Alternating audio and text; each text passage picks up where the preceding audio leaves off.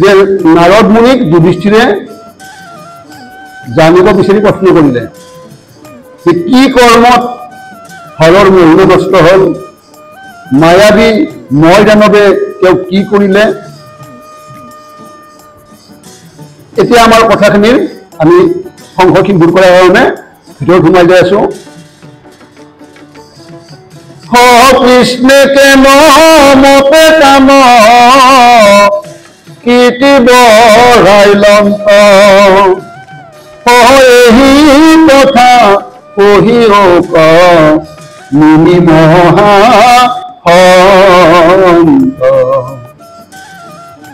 নাৰদে কহিবে লীলা ৰাজাৰ বচনে,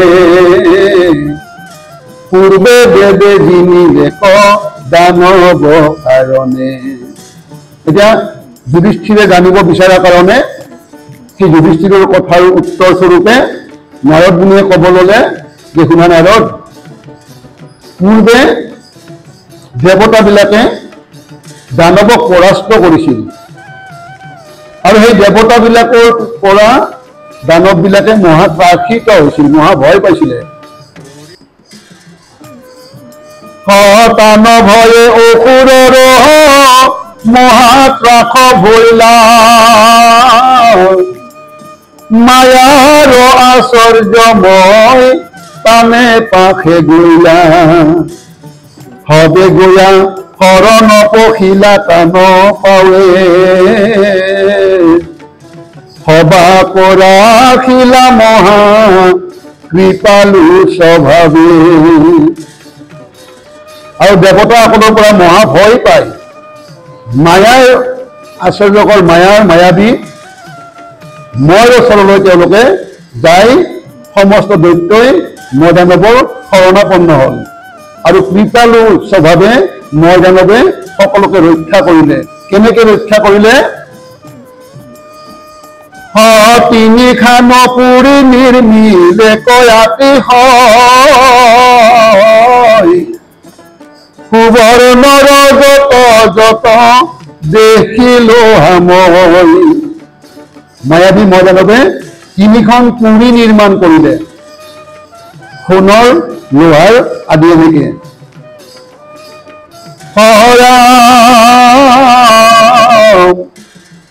দৈত্যক দিলে কময় দানৱে নিৰ্ভয়, আনন্দিত ভৈলা দৈত্যগণ তাক পায়। আৰু এই মায়াৰে নিৰ্মিত তিনিখন নগৰ ময় দানৱে দৈত্যসকলক দিলে আৰু দৈত্যসকলক তেওঁ নিৰ্ভয় কৰে বচন দি ক'লে। এই তিনিখন মায়াৰ নগৰ পাই দৈত্যবিলাকৰ মহা আনন্দ। লংঘিবাক নপাৰই সিটো নগৰক, কত যায় কত পৰে আখে ওপৰত। মায়াৰ নগৰ লংঘন কৰিব নোৱাৰে, লংঘিব নোৱাৰে সেই নগৰক। সেই নগৰ কেইখন কেতিয়াবা তলক আহে, কেতিয়াবা ওপৰত যায়, এনেকে নগৰ কেইখন ঘূৰি ফুৰিব পাৰে, উঠা নামা কৰি থাকিব পাৰে। নানা অনুচৰ সহি আশ্ৰয় তাহাত, তিনি লোকক দুখ দিলে সাক্ষাৎ। আৰু সেই তিনিখন নগৰত নানা ধৰণৰ অনুচাৰবিলাক তাতে সোমাই আছে। দৈত্যৰ এনেই দুৰাচাৰ বুলি কোৱা হয় দৈত্যবিলাকক। তিনিও লোকক তেওঁলোকে সেই নগৰ তিনিখনৰ পৰা নানান ধৰণৰ দুখ দিব ধৰিলে। কাৰণ নগৰ তিনিখনে চলা ফিৰা কৰিব পাৰে নহয়, তেতিয়া কোনফালে লৈ যায়, ক'ত যায়, তাক দুখ দিয়ে, একৰে খান ঠিক নাইকিয়া কৰি পেলালে এই দৈত্যসকলে। তিনিও লোকক দুখ দিলে সাক্ষাৎ। পূৰ্বে বৈৰস মৰি দৈত্যগণ অপৰ্যন্ত, নগৰত থাকি আহৰক ভৰি সন্ত, অলক্ষিত ৰূপে দেৱ গণক মাৰ, মহাভয় পাইল পাছে দিকপাল।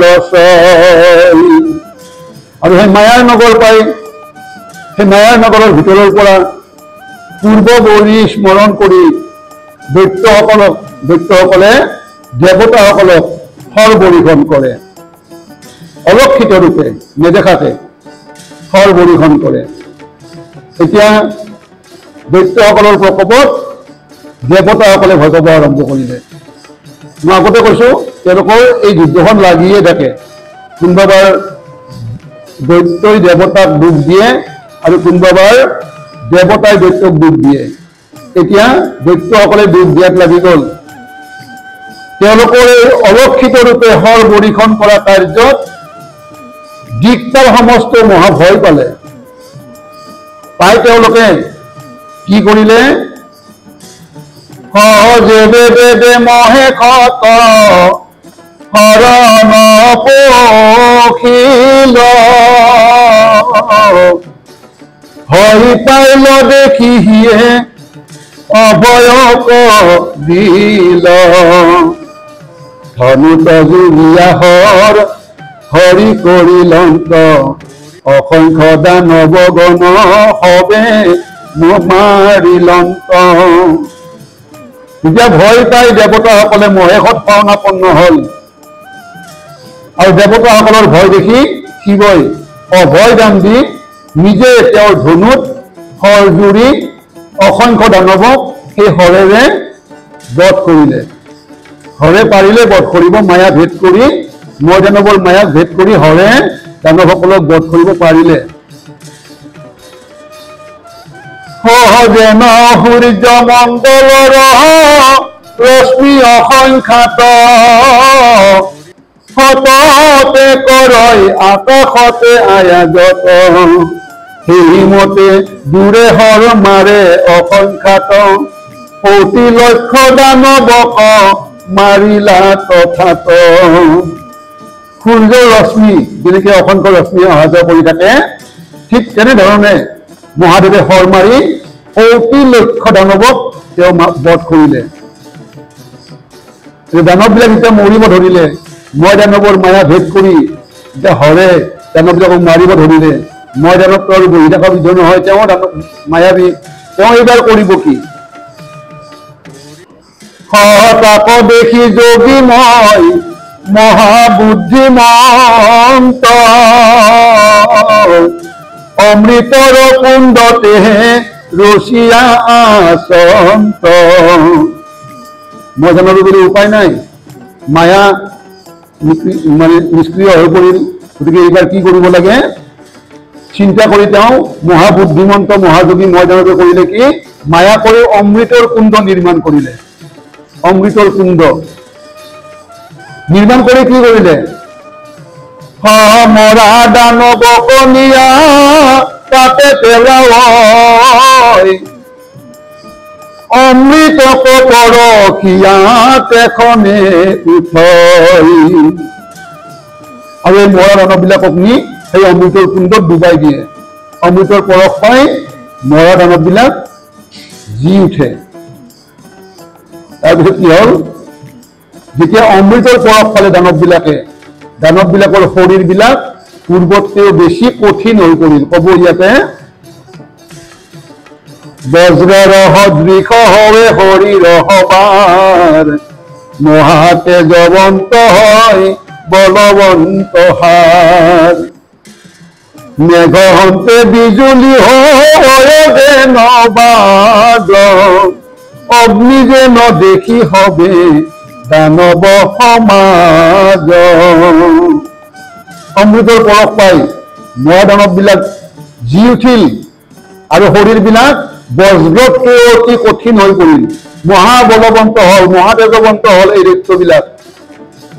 মেঘৰ মাজে মাজে যেনেকে বিজুলীৰ সঞ্চাৰ হয়, দৈত্যবিলাকক দেখিলে তেনেকুৱা লগা যেন হৈ পৰিল। অগ্নিৰ নিচিনা সমস্ত দানৱ সমাজ জিলিকিব ধৰিলে। হৰত মৃত্যুবৰণ কৰা দানৱবিলাকক মই দানৱে মায়া অমৃতৰ কুণ্ডত ডুবাই পুনৰ জীয়াই তোলাৰ পাছত দানৱবিলাকৰ এনেকুৱা এটা পৰিস্থিতি হল।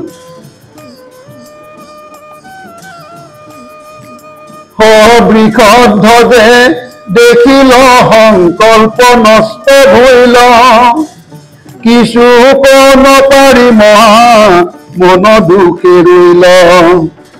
হেন দেখি এই কৃষ্ণ দেৱ কৃপাময় পৰম উপায় বাপে কল্পিলন ততয়।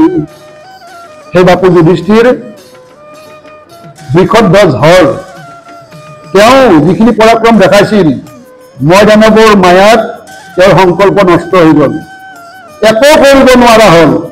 একো কৰিব নোৱাৰি তেওঁ মহা দুখ পাই তলফালে মুখ কৰি বহি থাকিব লগা অৱস্থাত পৰিণত হ'ল। কৃষ্ণই দেখিলে হৰৰ দুৰৱস্থা দেখি সেই বাপু যুধিষ্ঠিৰ এই কৃষ্ণই কি কৰিলে চোৱাচোন।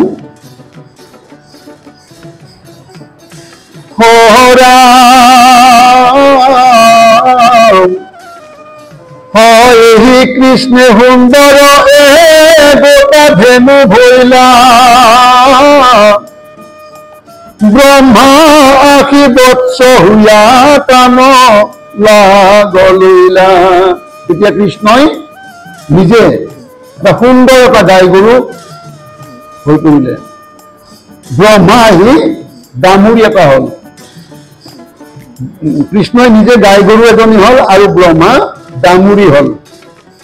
হৈ আহি কি কৰিলে, মধ্যাহ্ন সময়ে পাছে তৈতে প্ৰৱেশিলা অমৃতৰ ৰস উপ ধৰি গৈয়া পাইলা। দুপৰ বেলিকা এই গাইজনী আৰু ডামুৰি দুয়ো সেই অমৃতৰ কুণ্ডৰ ওচৰত পালে আৰু অমৃতৰ ৰসৰ এই ভাণ্ডাৰ হৰিয়ে যাই পালে। পাই কি কৰিলে, সমস্তকে গৌৰূপে ভগৱন্ত পিলা অমৃতৰ ৰস লেখন ৰহিলা অসুৰ সমস্তে তাক চাহিয়া আছিলা কেহ জনে বৰণ কৰিতে নপাৰিলা। সমস্ত অমৃত ৰস গৌৰূপে ভগৱন্তই পান কৰিলে, এক লেখ মানো সেই কুণ্ডত নৰল। কিন্তু এই কাৰ্য সমস্ত অসুৰে কিন্তু দেখিয়ে আছিল, কিন্তু কোনেও বাৰণ কৰিব নোৱাৰিলে। গাই গৰু এজনী সোমাইছে, কি ভয় কৰিব? কৃষ্ণ যদি নিজে সোমালে হয় অন্তত কিবা এটা চিন্তা কৰিলে হয়। গাই গৰু আৰু ডামুৰি অসুৰে আৰু চিন্তাই কৰা নাই, তেওঁলোকে চাই থকা মুহূৰ্ততে সেই গাইজনীয়ে গোটেই অমৃত পান কৰি পেলালে। এক লেখ মানো নাৰাখিলে কুণ্ডত ভাণ্ডত। ইয়াত আৰু কৃষ্ণৰ মোহিত কৰি ৰখাৰ কথা এটা আছে তাতে। ক'ব ইয়াতে, মোহ হুয়া দৈত্য হবে চাই আছিলে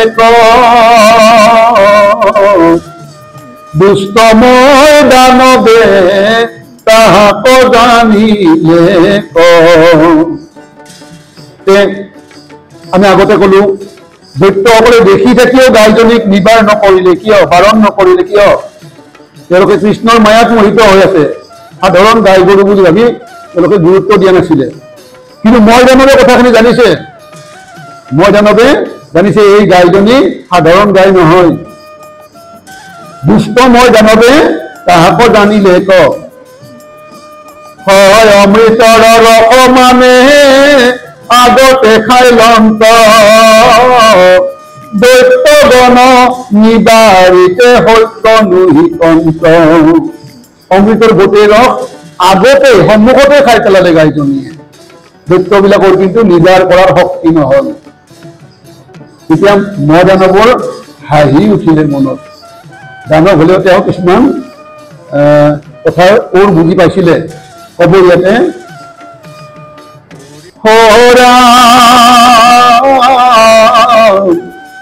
সময়ে হাস্য কৰি পাছে বচন বুলিল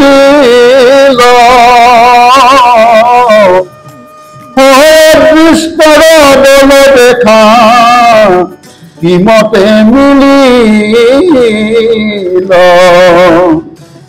মই দানৱে মনত তেওঁৰ হাঁহি উঠিল। হাঁহি উঠি তেওঁ ক'লে, অদৃষ্টৰ লেখা বা বল এনেকুৱাই চোৱাচোন কেনেকে অদৃষ্টৰ বল কেনেকে আহি নিদিলে।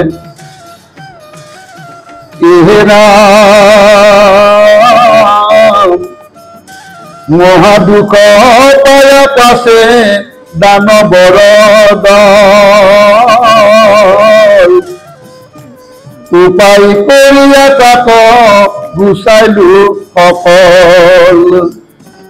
এই দানৱসকলে দেৱতাৰ পৰাক্ৰমত অত্যাচাৰত মহাদুখ পাইছিলে।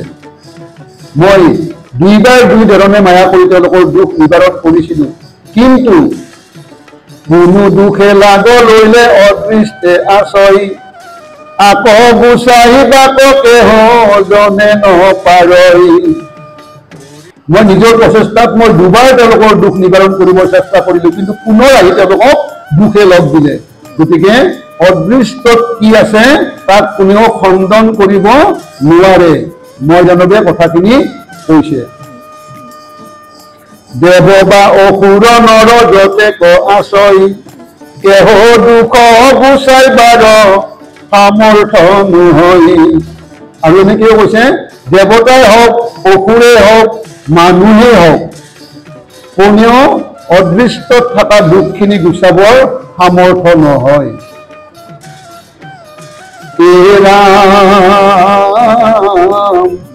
বিধিয়ে ঠেকাইলাই আনি দুখ দানৱৰ, আকৌ দূৰ কৰিবাক পাৰে কোনৰ। এই বুলি মই দানৱ আতিকে দুৰ্জয়, মনে ৰহিলন্ত মনে পৰম বিস্ময়। এইবাৰ বিধাতাই এইবাৰ বিধিয়ে দানৱক দুখ দিছে। গতিকে ইয়াক দূৰ কৰিব পৰা কোন মনুষ্যৰ শক্তি আছে? এই বুলি মই দানৱে তেওঁ মৌন হৈ পৰম বিস্ময় মনে তেওঁ বহি থাকিব লগা হল।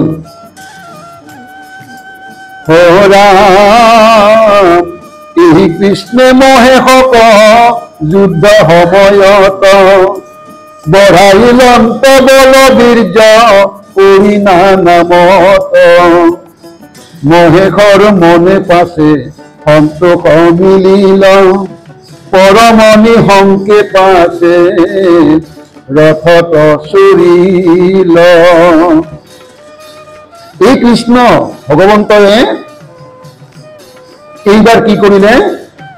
মহাদেৱৰ সেই যুদ্ধৰ কাৰণত বল বীৰ্য নানা প্ৰকাৰে তেওঁ সহায় কৰি বঢ়াই তুলিলে। কৃষ্ণৰ কৃপা হল মহেশৰ ওপৰত। মহাদানৱৰ মায়াটো কাম নকৰাই হল। এতিয়া মহেশে কৰিব কি? যেতিয়া কৃষ্ণৰ তেওঁ কৃপা পালে, মহেশৰ মনে পাছে সন্তোষ মিলিল, পৰম নিহংকে পাছে ৰথত চৰিল। কৃষ্ণৰ কৃপা পাই মহেশৰ মহাসন্তোষ হল মনত, আৰু পৰম নিহংক ভাৱে ৰথত চৰি যুদ্ধৰ কাৰণে আগবাঢ়ি গল। হনুত জুৰিলা হৰ হৰ কৃপাময়ী, অভিজিত মুহূৰ্ত তেখনে হুই আছই। দ্বীপৰ সময়ে হৰক কৰিলন্ত, শ্ৰী ৰুদ্ৰে ত্ৰিপুৰক ৰংগে দহিলন্ত। হনুত হৰ জুৰি কৃপাময় মহেশ্বৰে অভিজিত মুহূৰ্তত, সেইখিনি মুহূৰ্ত আছিল অভিজিত মুহূৰ্ত, আৰু সেই অভিজিত মুহূৰ্তত হনুত ফল জুৰিলৈ দৈত্যবিলাকৰ ফালে প্ৰহাৰ কৰি শ্ৰী ৰুদ্ৰই অতি আনন্দেৰে ত্ৰিপুৰক দাহ কৰি পেলালে। ত্ৰিপুৰ দাহ হল দেৱতাসকলৰ মহা আনন্দ মনত। ইয়াতে পৰম আনন্দ ভৈলা দেৱগণ যত, অসংখ্য বিমান ৰহি আছে আকাশত। দুন্দুভিক ৰংগে দেৱগণে বজাৱই, দেৱ ঋষি পিতৃসিদ্ধ যতে ক আছই। অলপ আগলৈকে দৈত্যবিলাকৰ অত্যাচাৰত দিকপাল সমস্তকে আদি কৰি সমস্ত দেৱতাই মহাভয় হৈ মহাদেৱৰ শৰণাপন্ন হৈ লুকাই থাকিব লগা হৈছিলে। আৰু এতিয়া মহাদেৱে দুইবাৰকে মহাদানৱৰ মায়া ধ্বংস কৰি লৈ ঈশ্বৰ কৃষ্ণৰ কৃপাত যুদ্ধ কৰি সেই ত্ৰিপুৰক দাহ কৰাৰ পাছত দেৱতা সমস্তই নিজা নিজা বিমানত নিজৰ নিজৰ ঠাইলৈকে গুচি গুচি গ'ল। যাই অতি আনন্দত দুন্দুভি বজালে দেৱগণে। দেৱতা সমস্ত, ঋষিগণ, পিতৃ সমস্ত, সিদ্ধ যতেক যি আছিলে সমস্তই জয় মহাদেৱৰ জয় ধ্বনি কৰিব ধৰিলে। জয় মহাদেৱ বুলি পুষ্প বৰি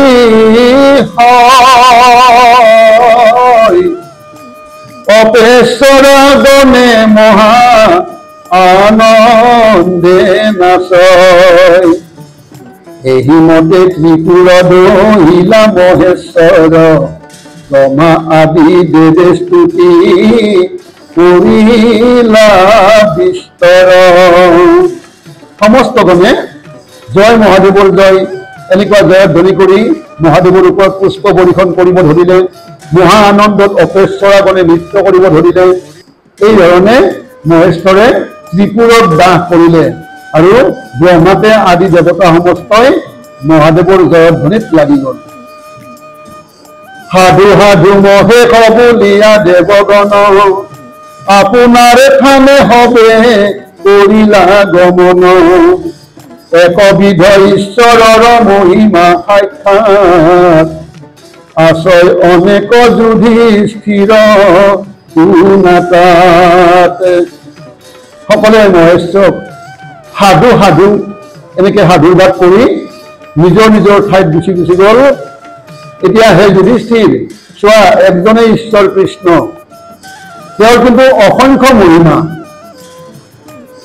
এজনেই ঈশ্বৰ, তেওঁৰ কিন্তু মহিমা অপাৰ। তেওঁ কি কৰে? নৰমূৰ্তি ধৰি পূৰ্ণ ব্ৰহ্ম ভগৱন্ত মনুষ্যৰ অনুৰূপে কৰ্ম কৰিলন্ত। জগতৰ গুৰু কৃষ্ণ আনে বীৰ্য ছয় সমস্ত লোককে ইটো পবিত্ৰ কৰয়।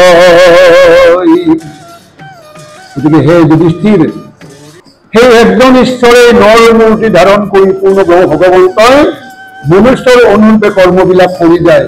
জগতৰ গুৰু কৃষ্ণ তেওঁৰ মহাবীৰ্য এই কথাবিলাক শ্ৰৱণ বা কীৰ্তন কৰি সমস্ত লোকেই পবিত্ৰ হ'ব পাৰে।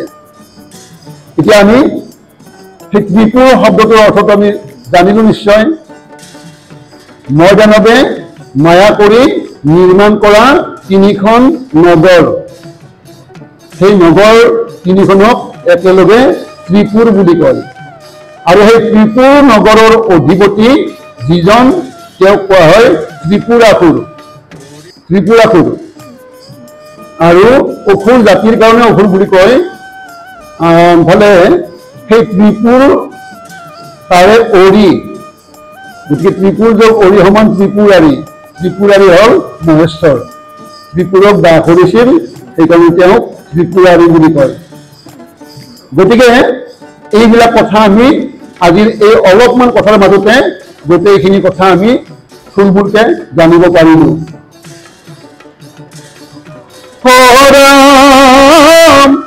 আমি ঋষি গণে আক সদা পুৰুগাই হয়াত পৰে জানিবাক আন থান নাই। কৃষ্ণ বিনে জগতত নাহি কন্ত আন হেন জানি যুধিষ্ঠিৰ আংক ৰামান। এই নাৰদৰ মুখত কৃষ্ণ বিষয়ক এই কথাবিলাক নুশুনালৈকে যুধিষ্ঠিৰে কৃষ্ণক মামাৰ ল'ৰা এনেকুৱা জ্ঞানে কৰি আছিল। মানে মোতকৈ বয়সত সৰু মামাৰ ল'ৰা অৰ্জুনৰ সখী মোৰ ভাই। যেতিয়া যুধিষ্ঠিৰে কৃষ্ণ বিষয়ক এই কথাবিলাক যুধিষ্ঠিৰে কৃষ্ণ বিষয়ক কথাবিলাক নাৰদৰ মুখৰ পৰা শুনিব পালে আৰু নাৰদে উপদেশ দিলে যে হে যুধিষ্ঠিৰ, তুমি তেওঁক মান কৰিবা। এইজন কৃষ্ণই সেইজন কৃষ্ণ, যিজনে জগতৰ পৰম ঈশ্বৰ, যিজনে তোমাৰ ঘৰত সদায় বাস কৰে। তুমি মনত কিয় দুখ কৰিছা? প্ৰহ্লাদৰ ভক্তিক লৈ তুমি কিয় শংকা কৰিছা? প্ৰহ্লাদৰ ঘৰত কিন্তু কৃষ্ণ সদায় থকা নাই। তোমাৰ ঘৰত কৃষ্ণ তোমাৰ ভাইৰ দৰে সদায় আছে। আৰু ব্ৰহ্মাকে আদি কৰি ডাঙৰ ডাঙৰ যিবিলাক আমি দেৱতাৰ নাম পাওঁ, এইবিলাকৰো কেতিয়াও কৃষ্ণ ভাই হৈ উপজা নাই। তোমাৰ ভাই হৈ উপজিছে। আৰু তোমাৰ ঘৰত একেলগে উঠা বহা খোৱা মেলা কৰি তোমাক মন্ত্ৰণা দিয়ে, তোমাৰ লগত থাকে, তোমাক দাদা বুলি মাতে, তোমাক সন্মান কৰে। তোমাৰ ঘৰত ঋষিমুনিবিলাকৰ সদায় আগমন ঘটে। আন কাৰ ঘৰত এনেকে ঋষিমুনিৰ আগমন ঘটে বা কৃষ্ণই থাকে? তুমি অলপো শংকা নকৰিবা। কিন্তু তুমি এটা কথা কৰা, আজিৰ পৰা তুমি কৃষ্ণক মান্য সহকাৰে তুমি কৃষ্ণক ভক্তি কৰিবা। এই কৃষ্ণ ভক্তি যেতিয়া এই যুধিষ্ঠিৰে এই কথাখিনি উপদেশ স্বৰূপে নাৰদৰ পৰা পালে, তেতিয়াৰ পৰা কৃষ্ণ যে ঈশ্বৰ আৰু এই জ্ঞানটো যুধিষ্ঠিৰৰ মনত অতি দৃঢ়ভাৱে প্ৰতিষ্ঠা হ'ল।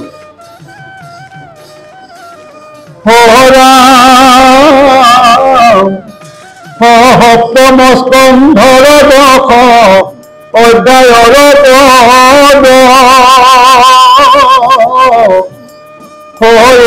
মানে বৈলা শুনা যত অভাসদ লম্বা আঁতৰ জানা কিঞ্চিতে নাহি কয় যুধিষ্ঠিৰ নাৰদ সম্বাদ কথা ছয়। সপ্তম স্কন্ধৰ 10 অধ্যায়ৰ পদ সেই সভাসদ সমস্ত ইয়াতে সমাপ্ত হ'ল। ইয়াত কোনো বঢ়া অলপো নাই। যুধিষ্ঠিৰ নাৰদৰ মাজত যিখিনি কথা আছিলে এই কথাখিনি ইয়াতে থুলমূলকে আলোচনা কৰা হ'ল। বিস্তাৰ নেৰিলো বাহুল্যক নকৰিলো মতি অনুসাৰে আৰু পয়াৰ ৰচিলো কৃষ্ণৰ কৃপায়ে মহন্তৰে অনুগ্ৰহ এই দুই নগৰিলে মোহৰ নাহি গহ। ইয়াত এই পদ ভাঙনি কৰ্তা পদ লিখক গুৰুজনাই কৈছে কথাখিনি যে বাহুল্য নকৰিলো। আমাৰ কেতিয়াবা কেতিয়াবা কোনোবাই কয় যে অৰিজিনেল যিখন ভাগৱত তাৰ পদৰ তুলনাত এইখনত বোলে কম আছে। কিয় কম হ'ল? ক'ত বাদ দিলে? এই কথাবিলাক আমাক মাজে মাজে কৈ যায় যে বিস্তাৰ নকলো বাহুল্যকো নকৰিলো, মানে অতি বাহুল্য নকৰি পদ কিছুমান মানে থুলমূল কৰি সংক্ষেপ কৰি বৰ্ণনা কৰি মূল কাহিনীখিনি আমাক দৰ্শাইছে। গতিকে যদি গোটেইখিনি বাহুল্য কৰিলে হয়, মানে ইয়াত কোৱামতে যে গোটেইখিনি যদি লিখিলে হয় পদৰ সংখ্যা নকমিলে হয়, কিন্তু আমি বুজিব পাৰা কৰি ইয়াত সংক্ষেপ আকাৰে বৰ্ণনা কৰি কৃষ্ণৰ মহিমাৰ কথাখিনি আৰু হৰে কেনেকে কৃষ্ণৰ কৃপাত ত্ৰিপুৰক নাশ কৰিব পাৰিলে এই কথাখিনি আমাক ধুনীয়াকে বুজাই ক'লে। আৰু ইয়াত ক'লে গুৰুজনাই, এই ভাঙনি কৰা গুৰুজনাই যে মতি অনুসাৰে আৰু পয়াৰৰ ৰচিলো, মোৰ যিখিনি মতিত আহিলে তাৰ অনুসাৰে মই ইয়াৰ পয়াৰ ৰচনা কৰিলো। এইখিনি কৰিবৰ মোৰনো ক'ত সাহস থাকে? সাহস মই এইকাৰণে পাইছো কৃষ্ণৰ কৃপা আৰু মহন্তসকলৰ অনুগ্ৰহ, এই দুইটা মিলিহে মই এই পদখিনি ইয়াত ৰচিব পাৰিছো। নম নম কৃষ্ণ দেৱ দীন দয়াশীল তুমি হে সুৰিব আত্মা আবে হে জানিল আমি জীৱন তোমাৰ হে অংশ চানি অহংকাৰে সংসাৰত বদ্ধ ভুল আমি।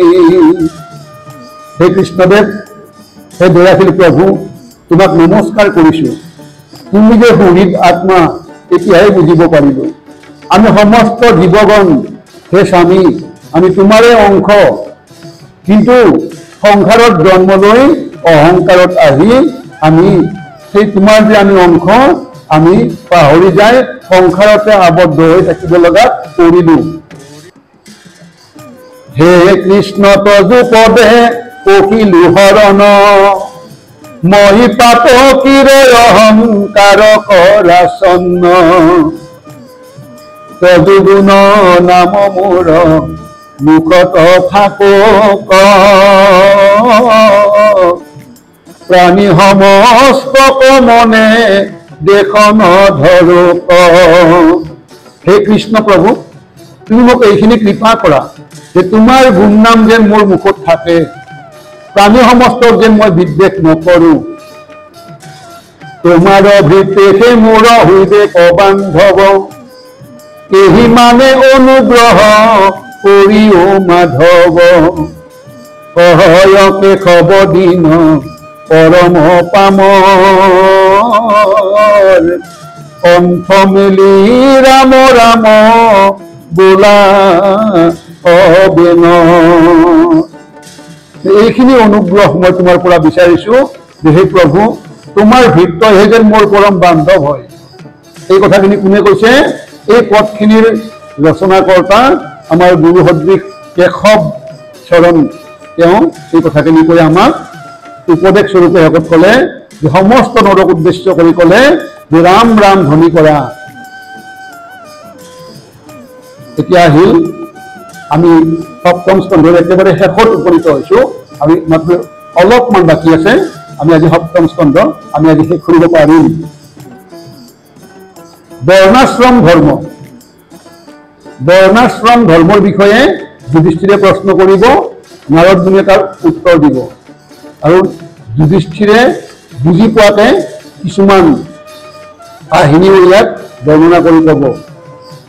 যিখিনি কাহিনী যুধিষ্ঠিৰক উদ্দেশ্য কৰি কৈছে যদিও মূল লক্ষ্য কিন্তু আমাক উদ্দেশ্য কৰি কথাখিনি কৈ যাব, কাৰণ যুধিষ্ঠিৰক তেনেকুৱা কথা ক'ব লগা দৰকাৰেই নাথাকে। কাৰণ যিজন কৃষ্ণৰ একান্ত কৃপাৰ পাত্ৰ, তেওঁক আৰু এইবিলাক কথা কিয় ক'ব লাগে? তেওঁক কোৱা নাই, তেওঁক উদ্দেশ্য কৰি আমাক কথাখিনি কৈছে। বৰ্ণাশ্ৰম ধৰ্ম। শুকনি গদতি শুনিয় নৃপতি, যুধিষ্ঠিৰে শুনি লংক, সদৈত্যৰ নিধন প্ৰহ্লাদ চৰিত্ৰ, আনন্দ মন ভুইলন্ত। সুকে কথাখিনি এইবাৰ কাক ক'লে? পৰীক্ষিতক ক'লে। যুধিষ্ঠিৰ নাৰদৰ মাজৰ কথাখিনি সুকে পৰীক্ষিতক কৈ আছে। এইবাৰ সুক বুলি কৈ ধৰিলে যে শুনা পৰীক্ষিত, নাৰদৰ মুখত দৈত্যৰ নিধন, প্ৰহ্লাদৰ চৰিত্ৰ, এনেকুৱা সুন্দৰ সুন্দৰ কথাবিলাক শুনিব পাই যুধিষ্ঠিৰৰ মনত বহুত আনন্দ লাগিল। পুনৰ যুধিষ্ঠিৰে নাৰদ মুনিক আৰু কিবা কথা জানিবৰ কাৰণে প্ৰশ্ন কৰিলে, সেই পৰীক্ষিত মই তোমাক কওঁ শুনা। পুছিলম তপাছে মনত হৰিষে, নাৰদৰ মুখ চাই, সমস্তে লোকৰ বৰ্ণাশ্ৰম ধৰ্ম, কহিও মোক বুজাই। গুৰুবৰ নাৰদ মুনি লোক সমস্তৰ বৰ্ণাশ্ৰম ধৰ্ম বিষয়ে তুমি মোক বুজাই কোৱাচোন। এতিয়া যুধিষ্ঠিৰ ৰাজাই যেতিয়া বৰ্ণাশ্ৰম ধৰ্মৰ বিষয়ে জানিব বিচাৰিলে, নাৰদ মুনিয়ে যুধিষ্ঠিৰক কথাখিনি বুজাই ক'ব আৰম্ভ কৰিলে। ৰাজাৰ বচনে নাৰদে কহিল, কৰিয়া ধৰ্ম নিৰ্ণয়, পঞ্চম অধ্যায় পবিত্ৰ কথা ক, সমস্তৰে ধৰ্ম চয়।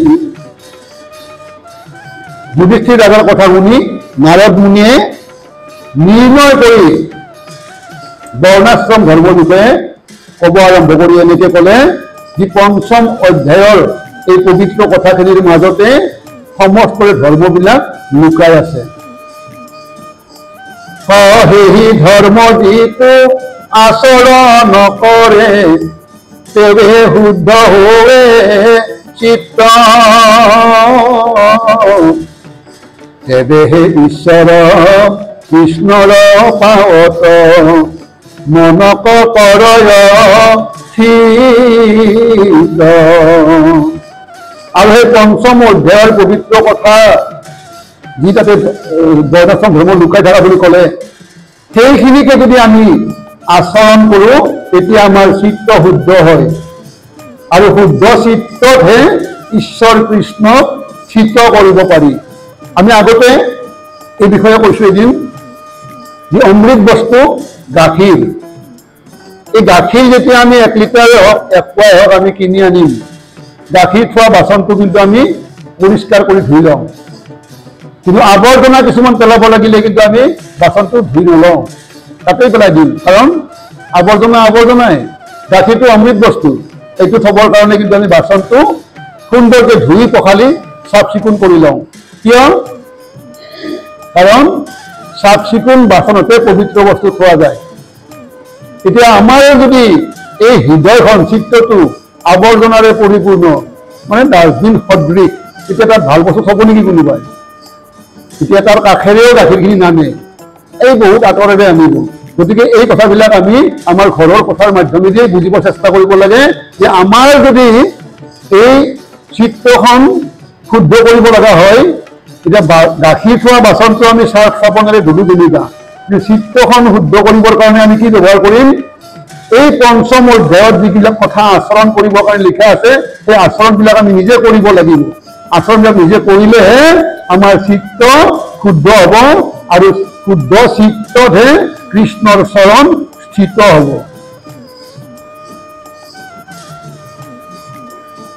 আৰু আপোনালোকৰ এই নামঘৰৰে এখন আলোচনী ওলাইছিলে, এই আলোচনীখনত কোনোবা এজন বাইদেৱে লিখিছিলে, কোনোবা এজনী বাইদেৱে, যে আমি আমাৰ ঘৰৰ বাহিৰত থকা বাগিচাখনৰ যদি কিবা মানে অপতৃণ গজি উঠে, আমি সেইবিলাক কিন্তু মানে উভাৰি পেলাই বাগিচাখন পৰিষ্কাৰ কৰি ৰাখোঁ, কাৰণ বাগিচাখন চকু দেখি থাকোঁ। গতিকে আমাৰ মন বাগিচাখন আমি কিমান অপতৃণ গজিবৰ কাৰণে সুবিধাহে কৰি দিওঁ, নহয় জানো? আমি কিন্তু সেই তৃণবিলাক চাফা কৰিব চেষ্টা নকৰোঁ, তাৰ কাৰণে আৰু বেছিকৈ আৰু অপতৃণহে গজি থাকে, কাৰণ আমাৰ শুনিব নলগা কথাৰ প্ৰতি ৰতিটো বেছি, শুনিব লগা কথাৰ প্ৰতি আমাৰ ৰতিটো কম। বাহিৰৰ বাগিচাখন চাফ চিকুণ কৰিবৰ কাৰণে আমি যিমান যত্নপৰ হওঁ, আমাৰ ভিতৰখন চাফা কৰিবৰ কাৰণে কিন্তু আমি সিমান যত্নপৰ নহওঁ। এতিয়া চাফা কৰিব লাগিলে, শুদ্ধ কৰিব লাগিলে বোলে আমাক দেখাই থোৱা কথাখিনি আমি আচৰণ কৰিব লাগিব।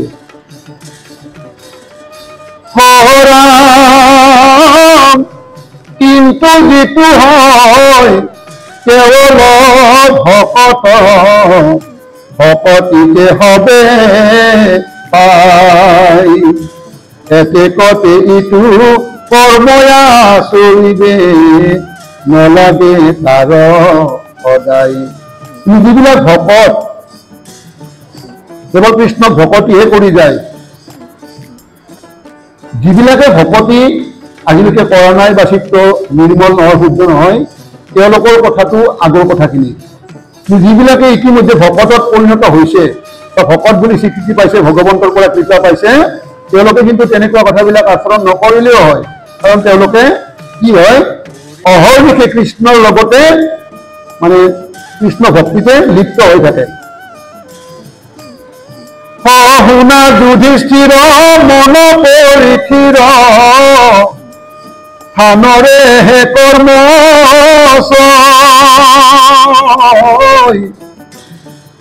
মন বুদ্ধি শুদ্ধ কৰিবাক লাগি, নামক লাগে নিশ্চয়। সেই যুধিষ্ঠিৰ, তুমি মনটো থিৰ কৰি লোৱা আৰু থানৰ যিবিলাক কৰ্ম তোমাক মই কওঁ, তুমি সুন্দৰকৈ শুনি যোৱা, যে মন বুদ্ধি শুদ্ধ কৰিবৰ কাৰণেহে নামৰ প্ৰয়োজন। ঈশ্বৰৰ পাদ পদ্মক সদায় সেৱা কৰে এক মনে, সংসাৰত যত ঋণ ছয় আছে, খুজিল হবে ইজনে। হেৰা মোহৰ কথা ক শুনা যুধিষ্ঠিৰ, আছিলো যেন পূৰ্বত,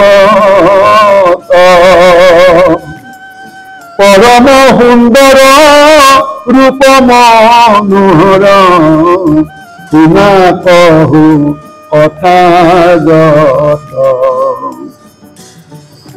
যে ঈশ্বৰৰ পাদ পদ্মক সদায় সেৱা কৰে একমনে।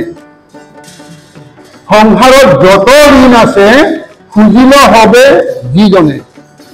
ঋণ, যে ঋণ বুলি ক'লে আমি কাৰোবাৰ পৰা 200, 300, 2000, 3000 টকা ধাৰ লৈছো বা বেংকতে হওক বা কিবা আমি টকা লৈছো, এইটোকে ঋণ বুলি ভাবো।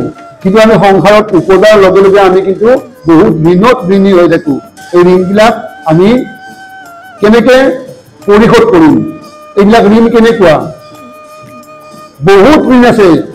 গুৰু ঋণ, পিতৃ মাতৃৰ ঋণটো থাকেই যায়, শেষ কৰিব নোৱাৰে বোলে। মাতৃৰ ঋণ পৰিশোধ কৰিব বুলি এজন সন্তানে নোৱাৰে। আমি কিন্তু প্ৰত্যেকে এজন মাতৃৰ সন্তান, আৰু নিজে পিতৃ মাতৃ হৈছো কথাটো বেলেগ, কিন্তু প্ৰত্যেকে এজন পিতৃ মাতৃৰ সন্তান, এগৰাকী মাতৃ আৰু এগৰাকী পিতৃৰ সন্তান। এই পিতৃ মাতৃৰ ঋণ পৰিশোধ কৰিব নোৱাৰে, গুৰু ঋণ পৰিশোধ কৰিব নোৱাৰে। যি আমাক কিবা এটা দিয়ে, সেই মানে শিক্ষা দীক্ষা, এই ঋণবিলাক পৰিশোধ কৰিব নোৱাৰে, টকাৰে কিনিব পৰা বস্তু নহয়। যদি এই ঋণবিলাক আমি লগত লৈ যাম নেকি? পৰিশোধ কৰিবই লাগিব।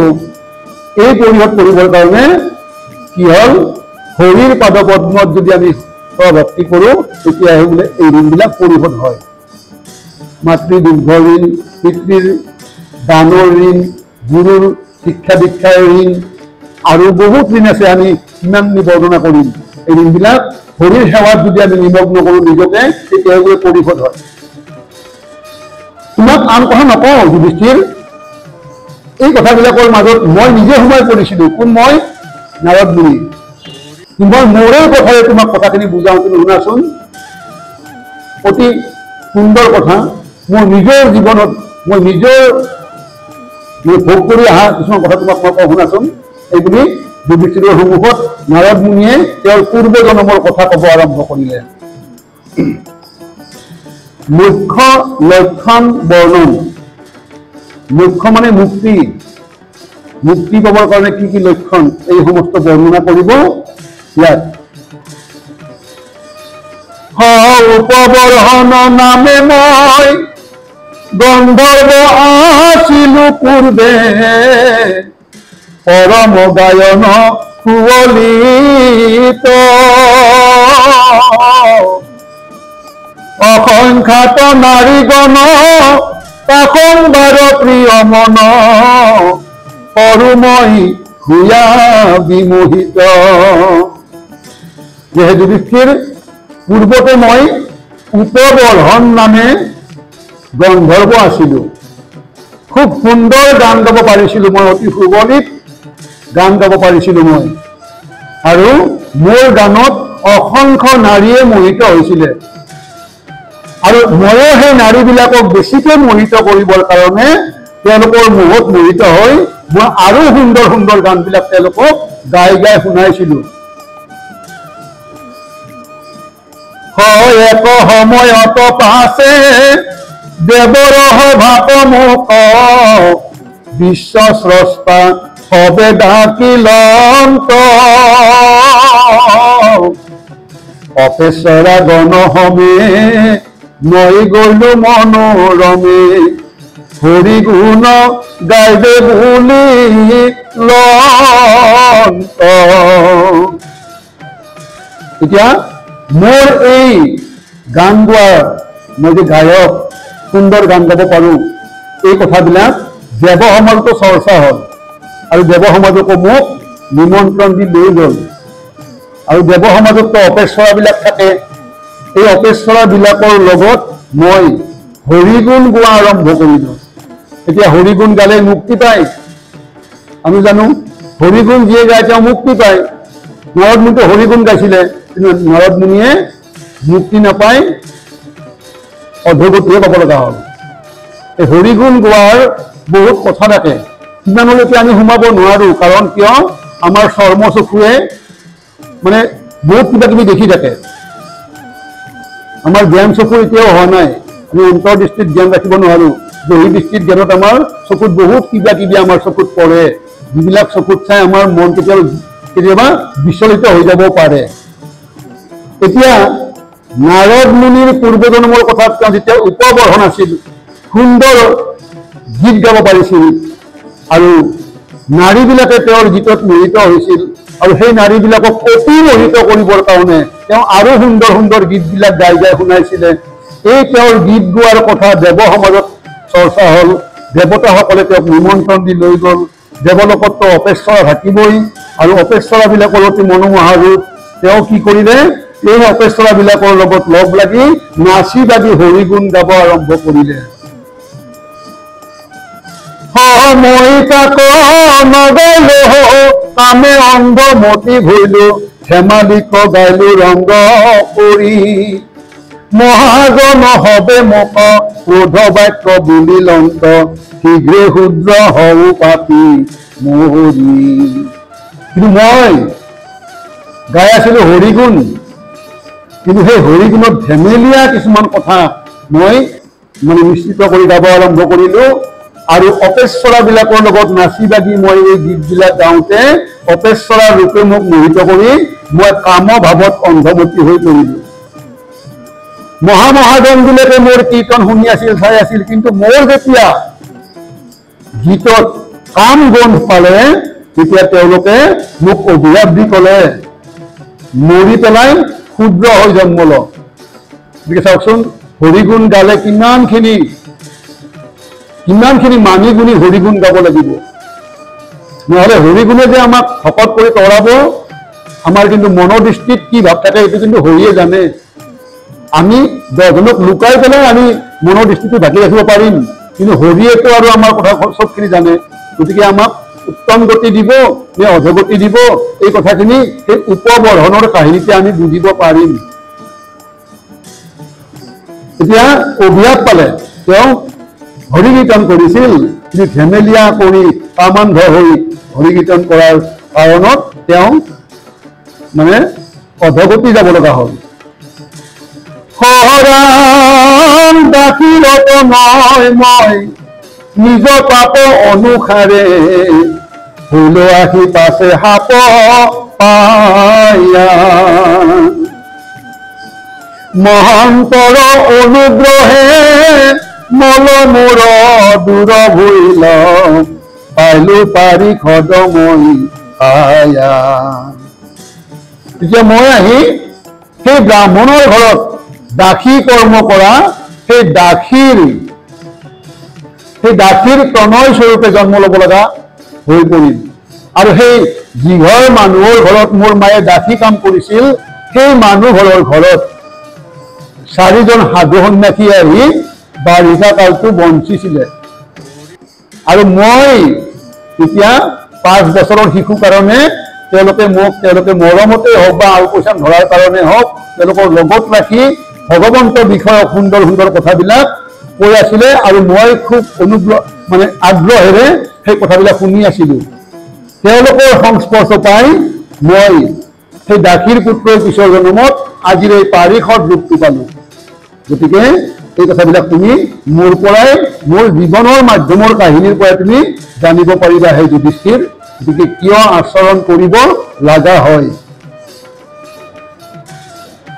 যিটো ধৰ্মচয় পঢ়িলো তোমাক সামান্য জনক লাগি, তোমাক আৰু নলগয় আন তোৰা মহাপুণ্য ভাগি। সেই যুধিষ্ঠিৰ, যি ধৰ্ম আচৰণ কৰাৰ কথা তোমাক উদ্দেশ্য কৰি আজি কোৱা হ'ল, তোমালোকক এইবিলাক কৰাৰ কোনো প্ৰয়োজন নাই, কাৰণ তোমালোক এনেই পুণ্যভাগী। কাৰণ কিয়? আৰু সেই একেখিনি কথাকে ক'ব, পূৰ্ণ ব্ৰহ্ম হৰি গৃহতে আচন্ত, আৰু কিবা ধৰ্ম আছে, আমাক কৰিয়া তোৰ ভাগ্যৱন্ত, পঢ়িলো মই সানছে। যি গৃহ, যি তোমাৰ গৃহত পূৰ্ণ ব্ৰহ্ম হৰি থাকে, তেওঁৰ আৰু ধৰ্ম পালন কৰিব লগা কি আছে? আমাক কৰিও, নিজক কৈছে, নাৰদে কৈছে আমাক কৰিও তোমালোক বেছি ভাগ্যৱন্ত। মই একদম দৃঢ় কৰি কথাষাৰ তোমাক কলো, কাৰণ কিয়? মহাজনে যাক সদা বিচাৰন্ত, তথাপি নপান্ত লাগ, হেনয় কৃষ্ণৰ পদ পংকজত, আতি ভৈল অনুৰাগ। যাক মহামহাজনবিলাকে বিচাৰি ফুৰিও নেদেখে, লগ নাপায়, কিন্তু সেনেকুৱা কৃষ্ণ পদপদ্ম তোমালোকে সদায় পাই আছা, অহৰ্নিশে পাই আছা। তোমালোকৰ অনুৰাগ তেওঁলোক মানে তোমালোকৰ গৃহতে তেওঁ বঞ্চে। ব্ৰহ্মা মহাদেৱ আদি দেৱে যাৰ মহিমা সদাদা, তথাপিতো আনে মহিমাৰ পাৰ, কেহৱে নতু পাৱয়। ব্ৰহ্মা মহাদেৱ আদি দেৱতা সমস্তই যাৰ মহিমা সদায় গুণ কীৰ্তন কৰে, তথাপিতো কিন্তু তেওঁৰ মহিমাৰ পাৰ নাপায়। আৰু মই নিজে, নাৰদে নিজক কব যে মই নিজে কি কৰো, মৌন ধৰি আমি ভকতি কৰো, তেবে সে তুষ্ট অন্ত, অপ্ৰয়াস হেতুৰা গৃহতে পাইলা, লাগহে ন ভগৱন্ত। মই মৌনতা অৱলম্বন কৰি সেই ঈশ্বৰ কৃষ্ণক ভকতি কৰো, আৰু সেই ভকতিতে তেওঁ তুষ্ট হৈছে। আৰু তেনেকুৱা এজন কৃষ্ণক তোমালোকে কোনো প্ৰয়াস নকৰাকে তোমালোকৰ গৃহতে পাই আছা। ফুকনি গদতি শুনা পৰীক্ষিত, এই মানে ঋষি কলা, নাৰদৰ বাণী শুনি মহামানী, যুধিষ্ঠিৰ ৰংগ ভূইলা। পৰম সাদৰে নাৰদক পূজা, মহাৰংগে কৰি লন্ত, কৃষ্ণত পৰম প্ৰেম উপজিলা, ব্ৰহ্ম বুলি জানি লন্ত। সেই পৰীক্ষিত নাৰদ ঋষিয়ে যুধিষ্ঠিৰক এনেকে কোৱাৰ পাছত নাৰদৰ মুখত এনেকুৱা কথাবিলাক শুনি মহামানী যুধিষ্ঠিৰ পৰম আনন্দিত হল, আৰু পৰম আদৰ সাদৰ কৰি নাৰদক পূজা কৰিলে। আৰু সিদিনাৰ পৰা কৃষ্ণত তেওঁৰ পৰম প্ৰেম ভক্তিৰ সৃষ্টি হল, ব্ৰহ্ম বুলি তেওঁ জানিব পাৰিলে। কৃষ্ণ যুধিষ্ঠিৰ পাণ্ডৱ যতে কবাতে অনুজ্ঞা লৈলা, হবে অনুমিলা ঋষিৰ চৰণে, নাৰদ লৰিয়া গৈলা। কৃষ্ণ যুধিষ্ঠিৰ পাণ্ডৱ সমস্তই অনুজ্ঞা লৈ নাৰদ মুনিয়ে নিজৰ ঠাইত গুচি গল, আৰু সমস্ত নাৰদ মুনিক সেৱা সৎকাৰখিনি কৰাৰ পাছত যুধিষ্ঠিৰে পাছে ব্ৰহ্ম হেম দাঙি কৃষ্ণক পূজা কৰিলা, ঋষিৰ বচন স্মৰি ঘনে ঘনে নেত্ৰৰ নীৰ জুৰিলা। নাৰদ মুনি কেনেকুৱা কৃপালু, তেওঁ কেতিয়া কাক কি মুহূৰ্তত কেনেকে সহায় কৰে, উপদেশ দিয়ে, তেওঁ নিজে এইবিলাক কথা জগতৰ কল্যাণৰ কাৰণে কৈ ফুৰে, আৰু এনেকে নাৰায়ণ গুণৰ কথাবিলাক কৈ তেওঁ জগতক পবিত্ৰ কৰি ফুৰে। আজি নাৰদ মুনিৰ অনুগ্ৰহত যুধিষ্ঠিৰে কৃষ্ণক পূজা কৰিব পাৰিলে, আৰু কৃষ্ণ ব্ৰহ্ম বুলি জানিলে। ঋষিৰ এনেকুৱা কথাবিলাক স্মৰণ কৰি যুধিষ্ঠিৰৰ চকুলৈ ওলাম। শুনা সভাহত ভাগৱত পদ, আতহেলা নকৰিবা, বিচাৰ কৰিয়া আত্মন দিয়া, পৰম সাৰ জানিবা। সেই সভাহত সমস্ত সভাহত কোন আছে আজি ইয়াতে? আমি সকলোৱে আজি এই সভাৰ সভাহত, আৰু আমিয়েই যুধিষ্ঠিৰ নাৰদৰে সংবাদ শুনি আছো। গতিকে আমাকে উদ্দেশ্য কৰি কথাখিনি কৈছে যে ভাগৱতৰ পদ ইয়াত হেলা নকৰিবা, যিখিনি শুনিলা এইখিনি বিচাৰ কৰি ইয়াত মনোযোগ দিয়া, আৰু এইখিনিয়ে জগতৰ পৰম সাৰ কথা। আৰু এই কথাখিনি মোৰ বাক্য বুলি নেৰিবা সমূলি, ঈশ্বৰ গুণে নিহল, পদমে নিখল বিষ্ণু পদ জল, তাতে আছে মহাফল। মোৰ বাক্য বুলি এৰি নিদিবা। ঈশ্বৰ গুণৰ লগত এই বাক্যখিনি মিশ্ৰিত হৈ আছে। যে বোকাৰ লগতে যদি বিষ্ণু পদজল মিশ্ৰিত হয়, সেই বোকা মিশ্ৰিত কৃষ্ণ পদজল যদিও পান কৰে, তাতেও কিন্তু মহাফল আছে। দেখিয়া চাকনে তাহাকতে জয় যিটো বুদ্ধিমন্ত সাদৰ কৰিয়া মাথাক পাতিয়া গংগাৰ জল কলৈ এতেকতে দুখ গুণক বিচাৰ নকৰে অহন্ত জনে হৰিৰ কথাত হাৰ কৰি লয়া পৰম একান্ত মনে। এনেকুৱা ক'ত দেখিছা যে কোন বুদ্ধিমন্ত পুৰুষে গংগাৰ জল পাৰে মূৰত নলয়, সাদৰ কৰি মূৰত সেই গংগাৰ জল লয়। গতিকে তেওঁলোকে সেই গংগাৰ জলত কি মলিন আছে, কি পবিত্ৰ বস্তু আছে, একো দোষ গুণৰ বিচাৰ নকৰি তীৰত ধাৰণ কৰে। আৰু তেনেকুৱা এই হৰিৰ কথা ইয়াকো একান্তভাৱে আমাক যেনেকৈ উদ্দেশ্য কৰি গৈছে যে ইয়াত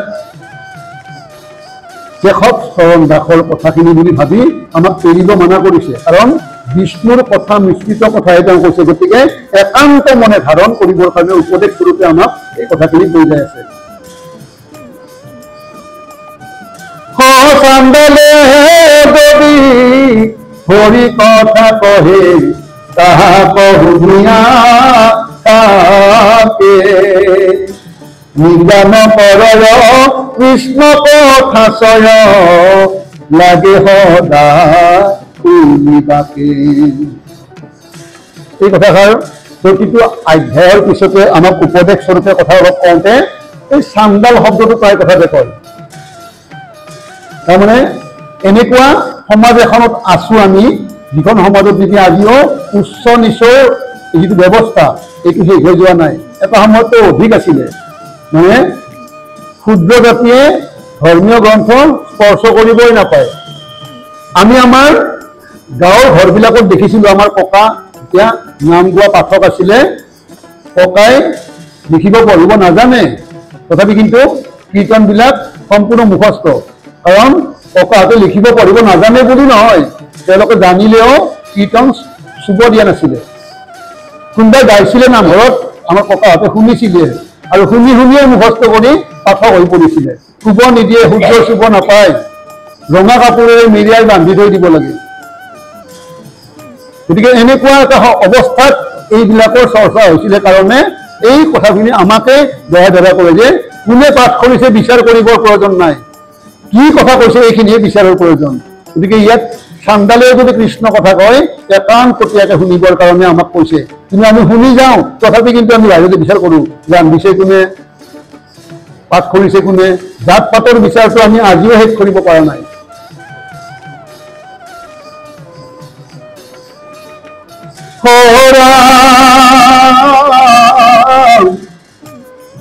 সহাৰ কথা দান কৰন্ত মহন্তে দুখ চয়ন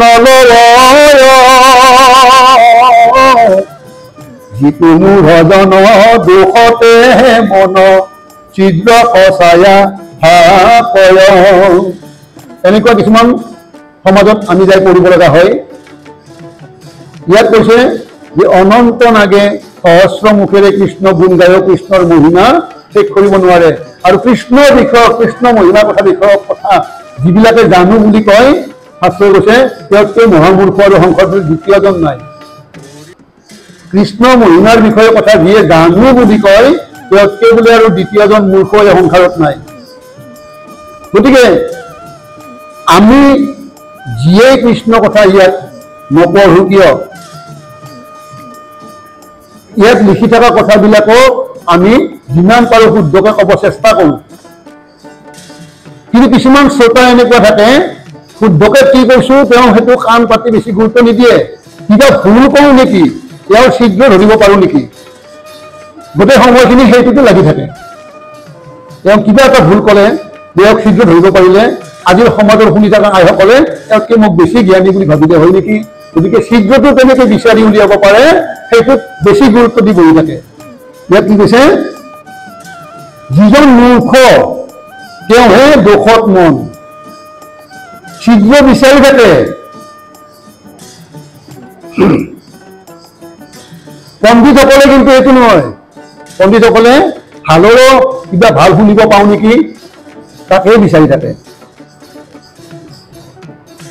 পণ্ডিত হব পৰহ কাতৰ নিন্দা মুখ নকৰিবা ভাগৱত গ্ৰন্থ যিনত গহন বিচাৰি হবে দেখিবা তথাপিতো পাখা অনুহাৰে পক্ষী সততে উৰা কৰয় দেখিয়া চাপৈত যাৰ পাখা আছে কি পক্ষী নোলায়। পণ্ডিত হবৰ কাৰণে কাতৰ ভাৱে তেওঁ কৈছে যে মই কথাখিনি ক'ব যাওঁতে হয়তো ভুল হ'ব পাৰে, মোক নিন্দা নকৰিবা। ভাগৱত গ্ৰন্থখন ইমানেই গভীৰ, তাক ক'ব যাওঁতে দুই এটা ভুল কথা হয়তো সোমাই যাব পাৰে। গতিকে বিচাৰ কৰি চাই এইখিনি ল'বা ভুল হৈছে নে হোৱা নাই। যে চৰাই বহুত দেখিছো, ডাঙৰ চৰাই ডাঙৰ পাখি, সৰু চৰাই সৰু পাখি। পাখিৰ শক্তি অনুসাৰে চৰাই উৰা গৰ্বটো কৰিব পাৰে, কিন্তু এনেকুৱা ক'ত দেখিছা যাৰ পাখি আছে সি কেতিয়াও উৰি পোৱা নাই? পাখি সকলোৰে আছে, ডাঙৰ আৰু সৰুহে কথাটো আছে, কিন্তু পাখি থকা চৰায়ে উৰিবই। গতিকে ময়ো মোৰ পাখি অনুসাৰে উৰা কৰ্মখিনি কৰিছো। কিন্তু হৰি কথা মহাসুলক্ষণ আক ধৰা সদাঙৰ মতি অনুসাৰে যিমান পাৰয় এতেকে হৈ অমৰ খুৰ জম ঘৰ তৰে সি পুনৰ হৰিত বিশ্বাস যাৰ বেদ বেদান্তৰ তৰ্ক পুৰাণৰ শ্ৰী ভাগৱত। কিন্তু হৰি কথা মহাসুলক্ষণ কথা, ইয়াত সেই সমস্ত যিয়ে সদায় ধাৰণ কৰে নিজৰ মতি অনুসাৰে যিমান পাৰে তেওঁ কি হয়? অমৰ হয়। তেওঁ কি হয়? বৈকুণ্ঠ প্ৰাপ্ত হয়। ঘোৰ যমঘোৰ সেইজনৰে তৰিব পাৰে যাৰ হৰিত একান্ত বিশ্বাস। বেদ বেদান্ত তৰ্ক পুৰাণ সমস্তৰে সাৰ কথা হল এই মহাভাগৱত কথা। কোনো পণ্ডিতে নিশ্চয় যে কৰি পঢ়িবে আকৌ পাৰই কৃষ্ণহে ভাবিলে ইহাৰ অৰ্থ একো জনি নপাৰই। কোন পণ্ডিতে নিশ্চয় কৰি এই ভাগৱতৰ কথা ক'ব পাৰে? ভাগৱতখন এনেকুৱা এখন শাস্ত্ৰ, এনেকুৱা পণ্ডিত নাই যিয়ে যে মই কোৱাখিনিয়ে শেষ এনেকে ক'ব নোৱাৰে। যে মই যিখিনি কথা কৈ আছো এইখিনিয়ে ভাগৱতৰ একদম শেষ কথা, কোনেও ক'ব নোৱাৰে। কাৰণ ভাগৱতৰ কথা শেষ নাই, শেষ নাই, অশেষ বুলি যাক কয়। গতিকে ইয়াৰ মহিমাৰ অৰ্থ কথা বুজি পোৱাটো কিন্তু এলা পেচা কথা নহয়। যিজন ব্যক্তি কৃষ্ণ সেৱাক সাৰ কৰি লয় তেওঁহে ইয়াৰ কিছু কিছু মহিমাৰ কথা বুজি পায়। কতে আমি পৰম অধম মূৰ্খ দুৰ্বিনয় আতি ইহাৰ তত্ত্ব কিবা জানিব বিচাৰে কায়স্থ জাতি। গতিকে আমিতো আৰু পৰম দুৰ্বিনয়, অতি অধম পুৰুষ, মূৰ্খ, তাতে আৰু আমি কায়স্থ জাতি, আমি আৰু গোটেইখিনি তত্ত্ব কেনেকে জানিম? মহন্তৰ কৃপায় অনুসাৰে কৃষ্ণৰ পদ স্মৰণে কিঞ্চিত কিঞ্চিত অৰ্থ ব্যাপ্ত কৰিলো দয়ালৰ নিবন্ধনে। কিন্তু এই মহন্তসকলৰ কৃপা দৃষ্টি কিছু আমাৰ ওপৰত পৰিছিল নেকি? যাৰ পদক স্মৰণ কৰি কিঞ্চিত কিঞ্চিত অৰ্থ ব্যক্ত কৰিলো, পৰিয়ালত যিখিনি প্ৰয়োজন হয় সেইখিনি ব্যক্ত কৰিলো। খাব শেষে কিবা পঢ়িব আমি সাগৰত কাঠি প্ৰায় যেনতে নমতে হৰিক স্মৰণ মোৰ সদায়। সাৱশেষ কেনেকৈ মই বৰ্ণনা কৰিম? মহাসাগৰত মই যে এটা টিপচি চৰাই হওঁ, সাগৰখন যদি মই গ্ৰাস কৰি পেলাব খুজিব পাৰিমনে বাৰু? এই মহাসাগৰত মই এটা টিপচী চৰাই লেখীয়া, গতিকে সাগৰখনটো মই আৰু শেষ কৰিব নোৱাৰো। গতিকে মোৰ মতি অনুসাৰে মহন্ত পুৰুষৰ কৃপা অনুসাৰে পদে বিচৰা ধৰণে মই ইয়াত পয়াৰ ৰচনা কৰিলো। আন কিছু মোৰ হৃদয়ত নাহি অন্তৰ্গামী কৃষ্ণে সাক্ষী, যাৰদে নমনে দেখন্ত সঘনে তেন্তে হৃদয়ত সাক্ষী। মোৰ আৰু আন বেলেগ ক'ব লগা একো নাই, মই বেলেগ কথা একো কৰাও নাই। সেই মহন্ত গুৰু জ্ঞানী লোকসকলক সাতৰ নিবেদন কৰি কথাখিনি কৈছে, মোৰ অন্তৰত কৃষ্ণ সাক্ষী ৰূপে আছে। সেই সাক্ষী কৃষ্ণ তেওঁ মোক যিমতে চলাইছে, মই ঠিক তেনেকে এই প্ৰয়াসখিনি নিবন্ধ কৰিছো ইয়াতে। নমো নমো নাৰায়ণ নিৰঞ্জন নিৰাকাৰ নিৰিকাৰ নিৰাময় হৰি, সদানন্দ চিদানন্দ ঘনানন্দ সৰ্বানন্দ পূৰ্ণ ব্ৰহ্ম কৃষ্ণৰ অৱতৰী, জগতৰ নিস্তৰণ প্ৰচাৰিলা গুণগণ মুকুতিক যশে বিৰংবই, তাহান চৰণে মই সৈতে সৈতে সৈতে সৈতে গলো হেৰা নিশ্চয় বিজয়। চাওকচোন কেনেকুৱাকে সত্য সত্য কৰি বিক্ৰী যোৱা বুলি কৈছে। আমিও কিন্তু এই বিক্ৰী যোৱা কথাটো বাৰে বাৰে কওঁ, নিজৰ দাস কৰি হৰি মুখত কিনা কিনা, আন ধন নালাগয় নাম ধন বিনা। ভগৱন্তটো আমাক কিনিব ক'লে কিনিবই, কিনি লোৱাৰ পাছত কিন্তু আমি তেওঁৰ দাস হৈ পৰিলো, কৃত দাস। তাৰপিছত কিন্তু আমি মাধৱদেৱে স্মৰণ কৰিছিল, আমি স্মৰণ নকৰো। দাস হইয়া তদু সেৱা নকৰিলো, ইটো অপৰাধৰ চিকিৎসা নাই, তুমি কোনো প্ৰভু সহজে কৃপালো। গতিকে এই ঘোষাবিলাক মাধৱদেৱে স্মৰণ কৰিছিল, তেওঁ লিখিছিল। আমি সদায় গাওঁ, কিন্তু আমি গাওঁহে, কিয় গাওঁ নাজানো। ভগৱন্তকতো আমি কিনিব গলো, তেওঁ কিনিলে আমি কৃতদাস হলো। কৃতদাসে মালিকৰ সেৱা কৰা কৰ্তব্য, কিন্তু দাস হৈ তদু সেৱা নকৰিলো। দাস হলো, তুমি দাস হৈ ল'লা, তোমাৰ সেৱা কিন্তু নকৰিলো। কিবা আমাক দৰমহা দি ৰাখিব নেকি? আমাক পুনৰ পঠাই দিব। গতিকে ইয়াত বাৰ বাৰ কৈছে যে সত্যে সত্যে সত্যে সত্যে মই তোমাৰ বিক্ৰী কৰো তোমাৰ ওচৰত। যে তোমাৰ যশস্যাৰো ভেন জগতৰ ভোগ, ইটো কথা হৌক বিচাৰণ, এহি মানে বাঞ্চো মনে তোমাৰ মূৰ্তিক ঘনে মোৰ চিত্তে নৌক বিস্মৰণ। যাতে তোমাৰ ৰূপটো মোৰ চিত্তত বিস্মৰণ নহয়, অৰ্থাৎ স্মৰণ চলি থাকে। হে জগতৰ বাপ হেন বা সংসাৰ তাপ, তজু প্ৰসাদত তৰু আমি, এহি মানে অনুগ্ৰহ কৰি অক দয়াময়ী, সমস্তকে সমৰ্পিলো স্বামী। সমস্ত তোমাৰ চৰণতে সমৰ্পণ কৰিলো, আমি তোমাৰ যাতে কৃপা পাত্ৰ হওঁ, সংসাৰৰ তাপ যাতে এৰাব পাৰো। সেই জগতৰ বাপ তুমি মাত্ৰ এইখিনি মোক অনুগ্ৰহ কৰা। সন্তৰ সংগক মোক দিয়ে সদায় নাথ, বিষয়ত হক বীৰপতি, তোমাৰ চৰণে হেৰা এতেতে গোচৰ কৰো, তোমাক নেৰোক মোৰ মতি। সন্তৰ সংগ মোক সদায় দিয়া হে না, বিষয়ত মোৰ যাতে বিৰক্তি হয়, তোমাৰ চৰণ যাতে মই এৰিব লগা হৈ নপৰে।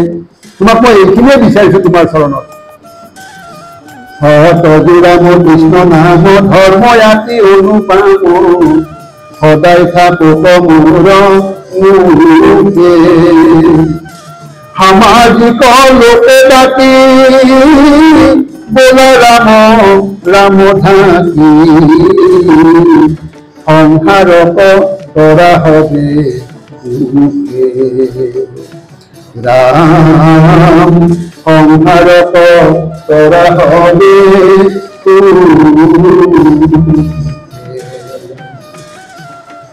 কৃষ্ণ জয় রাম জয় নারায়ণ জয় কৃষ্ণ জয় জগৎ গুরু শ্রীমন্ত শঙ্কর। কৃষ্ণ হরি হয় অপরাধ দীনা তহু নাম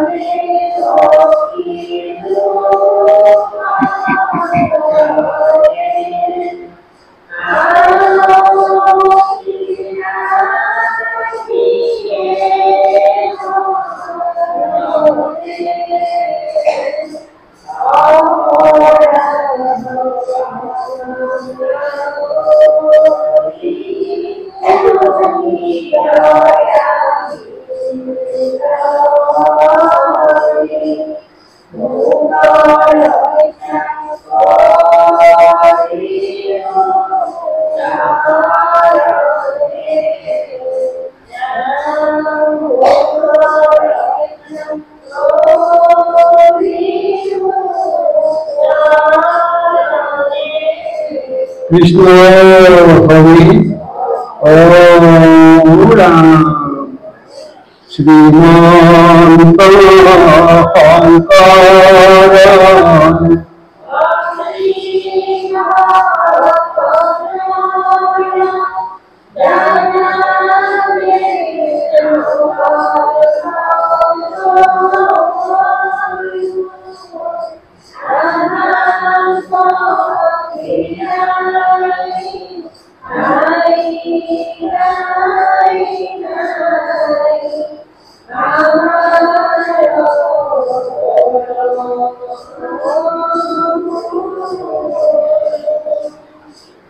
রাম কাহান্ত বিনাই নাই নাই নাই আমার পরম কৃষ্ণ হরি